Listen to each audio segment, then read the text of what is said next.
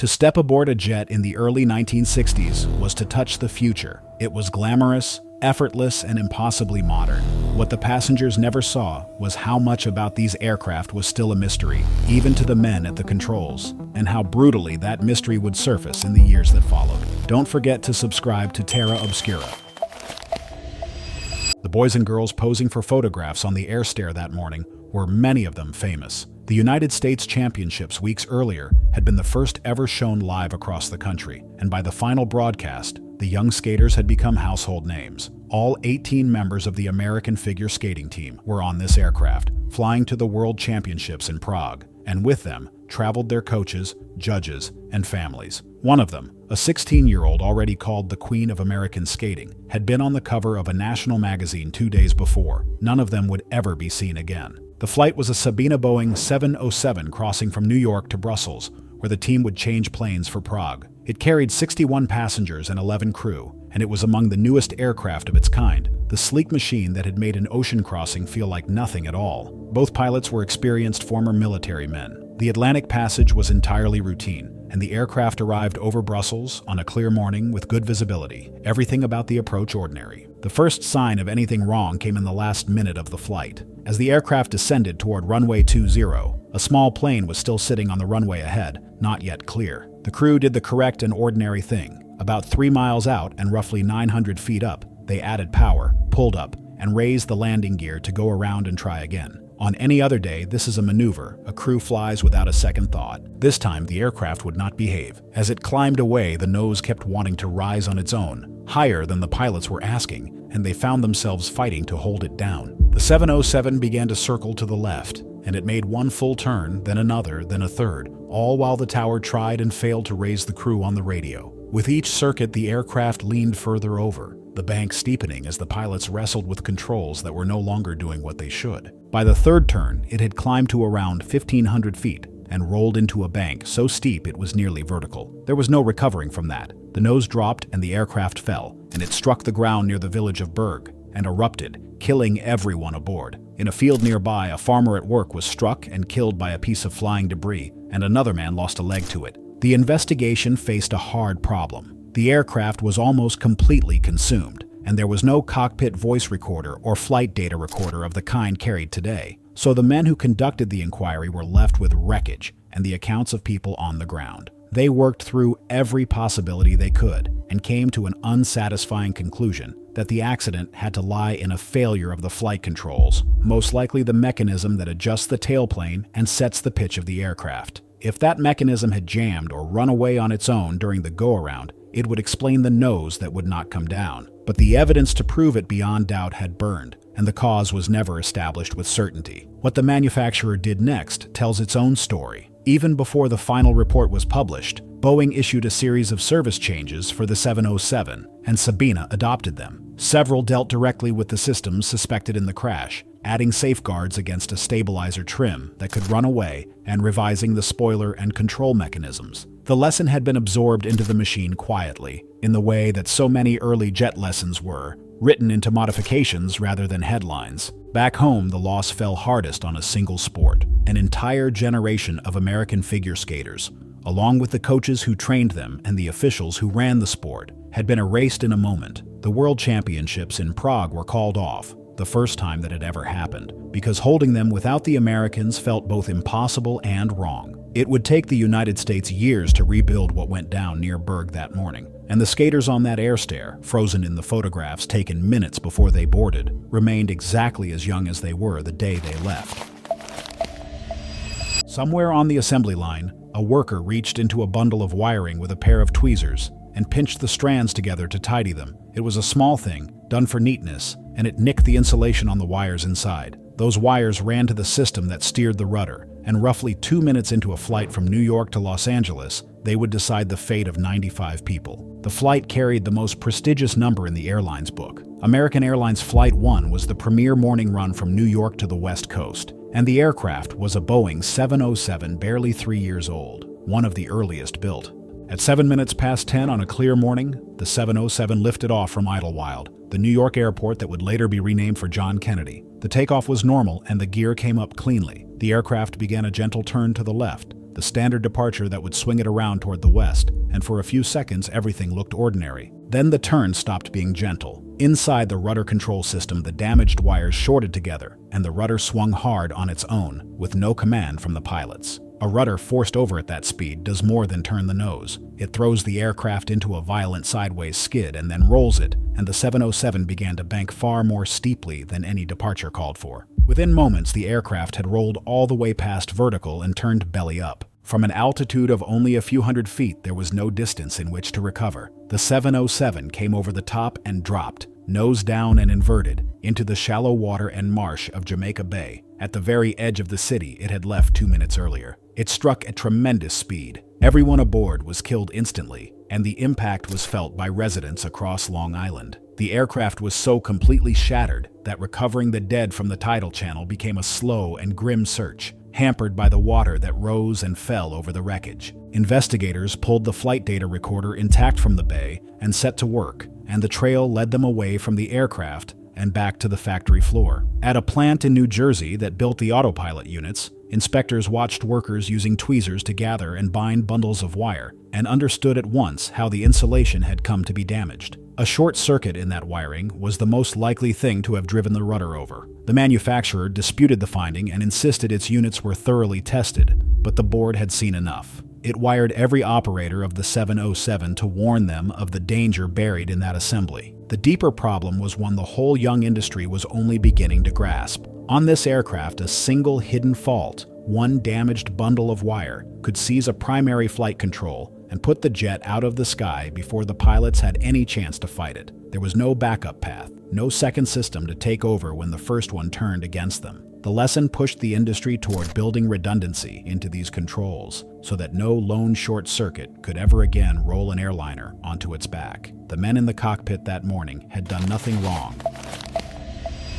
The group boarding the jet at Orly that morning had spent a month among the greatest art in Europe. They were the heart of Atlanta's cultural world, more than 100 of them, patrons and collectors and civic leaders who had toured the galleries of the continent together and days earlier had stood before Whistler's mother in the Louvre. They were going home. The aircraft waiting for them was a Boeing 707 named after a minister of a French king, and it was chartered to carry them across the Atlantic by way of New York. There were 132 people aboard, 122 passengers and 10 crew, and the 707 was fully loaded and heavy with fuel for the ocean. The captain was one of Air France's most experienced pilots. The morning was clear and the aircraft taxied out to runway 8, lined up and began its takeoff roll, accelerating down the concrete toward the speed at which it would fly. Something in the tail was wrong. As the aircraft reached the point where the pilots pulled back to lift the nose came up, but the aircraft would not follow. The main wheels stayed pinned to the runway, and the 707 kept rolling on the ground when it should have been climbing. A motor that drove the trim on the elevator, the surface that raises and lowers the nose, had failed, and without it the pilots simply did not have the control they needed to rotate into the air. They pulled, and the aircraft would not fly. Now they faced the worst decision in aviation, with no time to make it. The aircraft had already passed the speed beyond which a takeoff cannot safely be stopped in the runway that remains.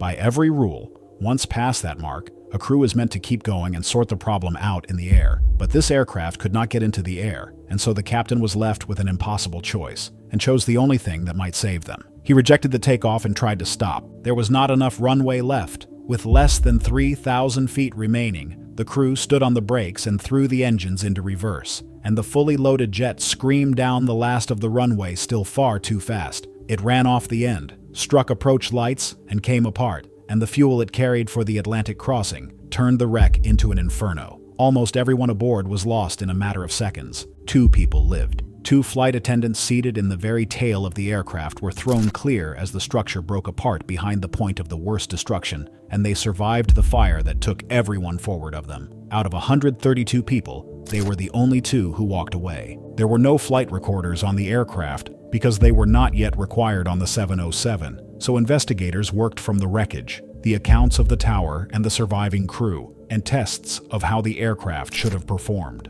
The evidence pointed to that failed trim, and to an aircraft that was never going to fly that morning, no matter what the men in the cockpit did. once the nose refused to rise past the speed where stopping was still possible. The crew had been handed a situation with no good answer inside it. For the city of Atlanta, the loss was almost beyond measure. More than 100 of its cultural leaders were gone in a single morning. Out of that grief, the city built something lasting, a great arts center raised in memory of the dead, and the French government sent a Rodin sculpture to stand in Atlanta as a gesture of shared sorrow. The people who died at Orly had gone to Europe to bring art home to their city. In the end, their loss became the thing that built it. 5 minutes. That is how long the flight lasted, from the moment the jet began its takeoff roll in Montreal to the moment it struck the ground. In those 5 minutes, a brand new aircraft with 118 people aboard climbed into the night, then turned and dove almost straight into a muddy field at a speed so violent the impact was recorded by a seismograph across the city. What happened in that cockpit has never been known for certain, because the men who could have explained it were fighting to save the aircraft right up to the end. Flight 831 was a short evening run from Montreal to Toronto, the kind of hop businessmen took without a second thought. Most of the 111 passengers were men heading home to the Toronto area after a day of work, and with the 7 crew they boarded a Douglas DC-8 that was almost brand new, delivered earlier that same year with only a couple of thousand hours on it. Several people who were meant to be aboard missed the flight because of the traffic, and lived because of it. The takeoff was normal. The aircraft lifted off, climbed away, reported passing 3,000 feet, and was cleared to turn to the left. That was the last anyone heard from the crew. They never reported a problem of any kind. Somewhere in that climb, the aircraft had been trimmed hard nose down. The tailplane, the surface that sets whether the nose rides up or down, had been driven almost to the limit of its nose-down travel, and it had been done on purpose. This is the strange heart of the accident. The crew were not trying to crash. Everything else in the wreckage showed them fighting to pull out, straining at the controls to raise the nose right up to the moment of impact. Something had convinced them, in cloud with no horizon to look at, that pushing the nose down was the only way to keep control. By the time they understood otherwise, the DC-8 was diving too steeply and too fast to recover, and at the low altitude they had, there was no room left to try. The investigation that followed was one of the most difficult imaginable. The aircraft had buried itself deep in the soft ground, and recovering it meant digging out a flooded crater through a Canadian winter, building a dam to hold back the earth and water, and screening tens of thousands of tons of mud to find the pieces. And when they had them, the pieces could only say so much, because the aircraft carried no flight recorders. Canada did not yet require them. By grim coincidence, on the very day of the crash, the airline had been holding a meeting about which recorders to fit to its fleet. Without them, no one would ever hear what the crew had said, or see exactly what their instruments had shown. So the inquiry worked through every possibility it could build, and it landed on a suspect, though it could never prove the case with certainty. The most probable cause, it concluded, lay in a device unique to the early DC-8, called the pitch trim compensator. At high speed, this system was meant to nudge the controls to keep the aircraft stable, but on other DC-8s it had been known to extend on its own when it should not. If it had done that here, and the crew had trimmed against it to bring the nose down, the aircraft would have been left dangerously unstable, so that the slightest disturbance in that turbulent air could tip it into oscillations they could not contain. The conclusion gained terrible weight 3 months later, when another DC-8, an Eastern Airlines jet, took off from New Orleans, dove into a lake, and was found to have died the very same way. Its stabilizer trimmed hard nose down. The lessons came out of both crashes together. The manufacturer sharply reduced how far the nose-down trim could travel, cutting the limit so that no crew could ever again drive the aircraft into such a severe mistrim. And the loss pushed Canada toward requiring the flight recorders it had lacked, so that the next time an aircraft came down with no survivors, it would not take a flooded crater and a year of guesswork to understand why. For the families, there was less resolution. Most of the dead were fathers who had gone to Montreal for a day's work, and the crash left a generation of widows and children behind it, in a country that had lost more people in those 5 minutes than in any air disaster before.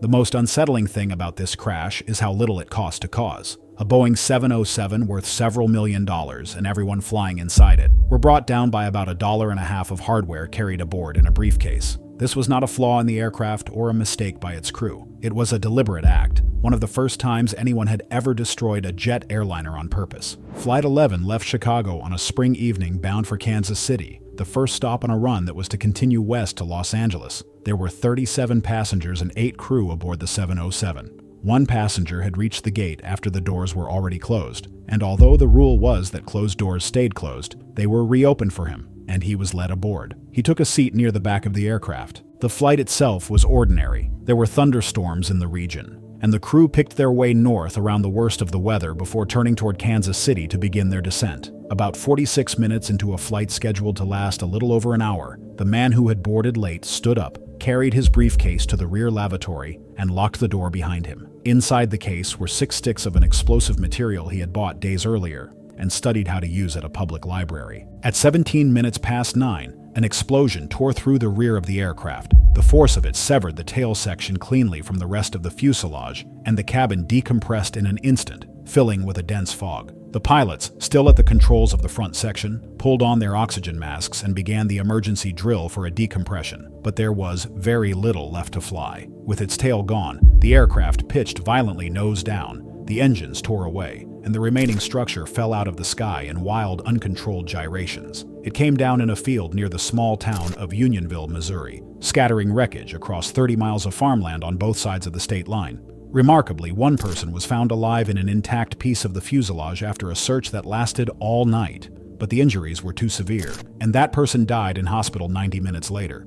In the end, all 45 people aboard were lost. At first, the crash looked like it might have been the storm. Early reports assumed the violent weather had torn the jet apart in flight, but when investigators gathered the wreckage and began piecing the aircraft back together over the reconstructed shell, the truth emerged. A hole had been blown outward from inside the right rear lavatory, and traces of the explosive material were found in the wreckage of that compartment. This had not been weather or metal fatigue. Something had been detonated inside the aircraft. The investigation then turned from the machine to the people aboard it, and one name rose to the surface. The passenger who had boarded late, taken a seat near the tail and carried a briefcase into the lavatory had, in the days before the flight, bought the explosive material and taken out a large life insurance policy on himself, payable to his family. He was facing serious legal trouble and deep financial strain. The conclusion was that he had destroyed the aircraft to end his own life in a way that would look like an accident, so that the policy would pay out to those he left behind. It was a grim echo of a motive that would appear again and again in the decades that followed,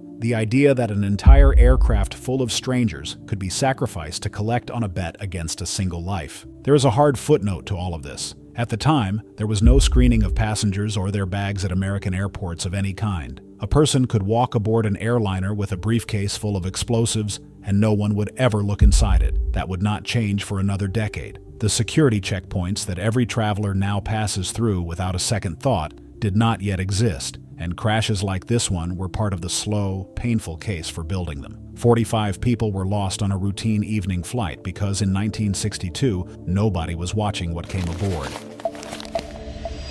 High over the hills of New York, the first officer of the Constellation looked through his windscreen and saw a jet ahead, sitting motionless against the horizon. To any pilot alive, an aircraft that hangs dead still in the glass is an aircraft on a collision course, and he had seconds to act. He was wrong, though not through any fault of his own. The sky had lied to him, and the climb he began to save his passengers would carry them straight into the path of the very jet he was trying to miss. The two aircraft were creatures of different ages. One was an Eastern Airlines Lockheed Super Constellation, a graceful 4-engine propeller airliner with a distinctive triple tail, carrying 54 people from Boston toward Newark. The other was a Trans World Airlines Boeing 707, a transcontinental jet, carrying 58 people from San Francisco toward New York, descending through 11,000 feet. In just a few years, jets like this one had taken over the skies, and the old propeller liners were nearly gone. That afternoon, the two worlds were converging on the same point near Carmel, New York, both heading for the same radio beacon. They were not truly on a collision course. The Constellation was at 10,000 feet, and the jet 1,000 feet above it, a safe and legal separation. But when the Constellation came out of a cloud, the jet ahead looked level with it, and still. The horizon the first officer judged it against was false.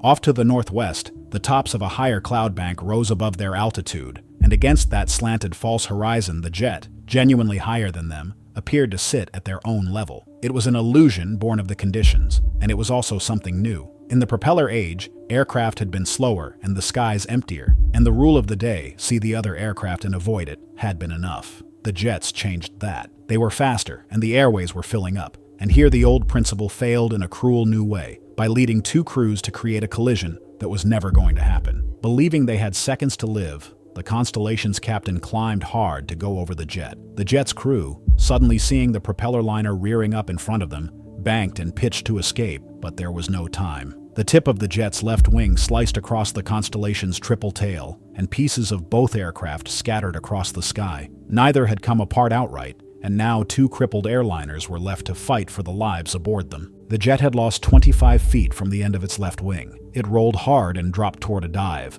but with both pilots straining at the controls, they pulled it level and held it there, the damaged wing forever trying to twist them into a spiral. 21 minutes after the collision, they brought it down safely at Kennedy, a landing that stands among the finest ever flown, because almost no airliner has come home missing that much of a wing. The Constellation had no such luck. The collision had torn off part of its tail and taken its pitch controls with it, and when the crew pulled back to level off, nothing answered. The aircraft dived toward the ground, and the captain reached for the only thing left to him, the engines. He shoved all 4 to full power and the nose rose, pulling the aircraft out of its dive. Then he eased the power and the nose fell again. With nothing but the throttles, the captain and his first officer nursed the aircraft down in a staggering path across the sky, hunting for anywhere they might put it down. The land below was hills and forest and lakes, nothing flat. Passing over a small airport far too high to land, the captain told his passengers plainly to cinch their belts tight and brace. Ahead rose a hillside with a wide pasture running up its slope, a poor place to land, but the best on offer. Seconds before touchdown, the captain did the opposite of what instinct demands, adding power to lift the nose in line with the rising ground so the aircraft would not slam down and cartwheel. His timing was perfect. The Constellation settled onto the hillside with its gear up, clipped a tree that tore off a wing, and trailed fire, and slid up the slope until it stopped, wrapped in flames. Everyone had survived the impact. The passengers poured out through a break in the fuselage and the forward doors, many injured as the fire spread fast. One passenger, a soldier, was trapped in his seat by a jammed belt, and his friends were driven back by the smoke. As the captain was leaving the aircraft, one of them told him a man was still trapped inside. He turned and went back into the burning cabin to find him, and neither of them came out. Of the 54 people aboard, 50 lived, an outcome that would have been far worse without the airmanship of the men in that cockpit. The investigation found that no one had truly done wrong, and a court eventually ruled that no person or organization was at fault. The deeper verdict was one that a string of collisions had been writing for a decade. See and avoid on its own was not going to be enough for the crowded jet age. Out of this crash and the ones around it came the modern answer: transponders that broadcast each aircraft's altitude straight to controllers, along with better radar and tighter rules for busy airspace. The first officer reached for the spoiler lever as the runway rose to meet them, and his hand went the wrong way. He meant to arm it, so the panels on the wings would snap up on their own the moment the wheels touched down and kill the aircraft's lift. Instead, he pulled it to deploy, and every spoiler stood up at once while the DC-8 was still 60 feet in the air. The lift drained out of the wings, and the aircraft fell. Flight 621 was a Douglas DC-8, so new it had been flying for barely 2 months, on a routine run from Montreal to Los Angeles, with a stop in Toronto. There were 100 people aboard and 9 crew, and the day could not have been better for flying. The 2 pilots were relaxed and cheerful on the way down, and nothing about the approach hinted at what was coming. The trouble was buried in a habit. The captain flying that day disliked the standard procedure of arming the spoilers high on approach, as did many pilots at the airline, out of an old fear that armed spoilers might deploy on their own. He and the first officer had worked out their own arrangement over past flights, and on this landing the wires got crossed in the worst way. When the captain called for the spoilers, the first officer's hands did what they had learned to do on other flights and pulled the lever to deploy, not to arm.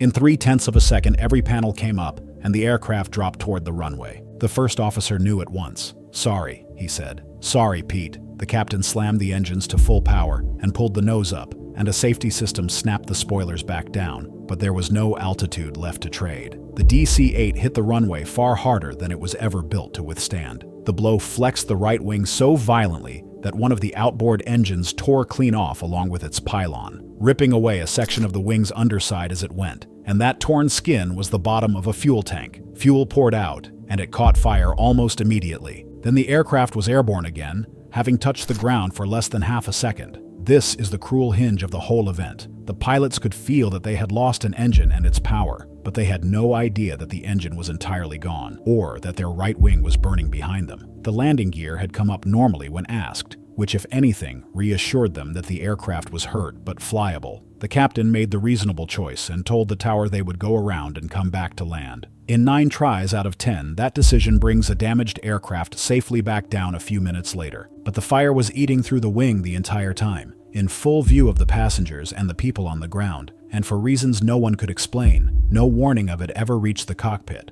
The crew worked the problem they could see, the dead engine, still puzzling over it when the wing began to come apart. A crackle, then a hard explosion, then a second one heavier than the first that tore away another engine. Seconds later, the burning wing folded and broke, and the aircraft rolled over and corkscrewed down into a farmer's field north of the airport, killing everyone aboard. The impact was so complete that the first men to reach the field could find almost nothing whole. The investigation traced it all back to that reversed lever, but it refused to stop at blaming the first officer, and what it found underneath is the reason this crash matters. The ground spoilers were never supposed to be able to deploy in the air at all, yet on the DC-8, as long as the landing gear was down, nothing physically prevented it. Worse, the manufacturer's own manual for the aircraft flatly assured pilots that a mechanical system made such a thing impossible in flight. That assurance was false, and had always been false, on every DC-8 ever built. Some airlines had discovered this on their own and warned their crews. This one had simply copied the manufacturer's words,